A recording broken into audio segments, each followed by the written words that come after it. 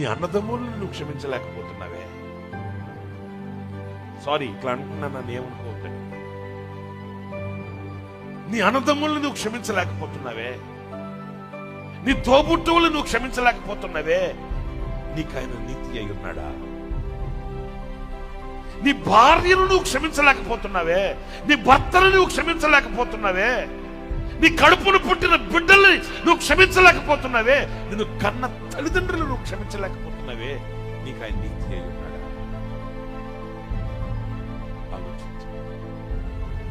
ఆయన ఏమై ఉన్నాడు? ఏదో ఫోటోలో ఆయన మనకు కనబడితే అగరబత్తులు వెలిగించి పూలదండలు వేసేసి ఆయనకు పూజ చేసేసి ఆయనకి నేను ఆరాధన చేసేసానని చెప్పుకోవడం కాదు. ఆయన నీకు ఎవరు, ఏమై ఉన్నాడు? ఆయన నీకు జ్ఞానమై ఉన్నాడు. ఆయన నీకు నీతి, ఆ నీతిని నీవు కలిగిన, నీకు ఆయన నీతి అయి ఉన్నాడు అన్నప్పుడు ఆ నీతి నీలో కనిపించాలి, ఆ రూపం నీలో స్థాపించబడాలి.